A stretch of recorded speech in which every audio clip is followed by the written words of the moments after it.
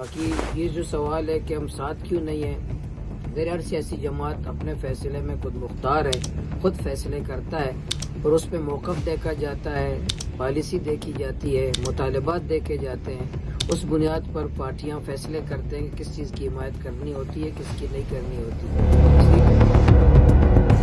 گزشتہ کئی دنوں سے لکپاس پر BNP مینگل کا احتجاجی دھرنا جاری ہے۔ ظاہر ہے سردار اختر جان مینگل ایک قومی قیادت ہے، سیاسی شخصیت ہے، قانون و آئین کو مانتا ہے، ریاست کو مانتا ہے، پارلیمان کو مانتا ہے اور امن جدوجہد کرتا ہے۔ اس کی ہم نے حمایت کی، ان کے مطالبات کی حمایت کی۔ ہماری جو بہنیں پرامن احتجاج میں جو گرفتار کیے گئے، مسنگ پرسن کا معاملہ ہے، اس میں ہم نے اس کی حمایت کی، تائید کی۔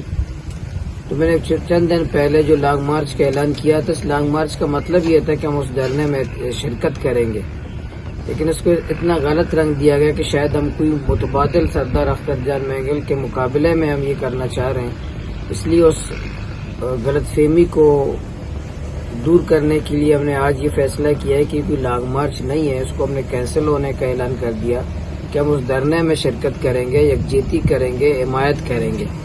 اس لیے یہ جو غلط فہمی ہم نے دور کی، تو انشاءاللہ ہم ان کے مطالبات کی حمایت بھی کرتے ہیں، پہلے بھی حمایت کی ہے، اور وہ بھرپور طریقے سے اختر جان مینگل کی دھرنے میں شرکت کریں گے۔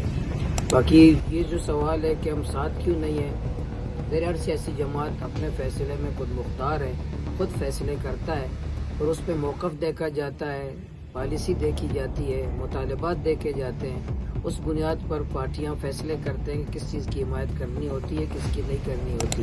اس لیے جو ڈیمانڈ تھے سردار اختر جان مینگل کے، اس کی ہم نے حمایت کی، تائید کی اور ہم نے بھرپور حمایت کا اعلان کر دیا۔ ہمارے لوگ شرکت بھی کر رہے ہیں اور میں بھی جا کے انشاءاللہ ضرور شرکت کروں گا۔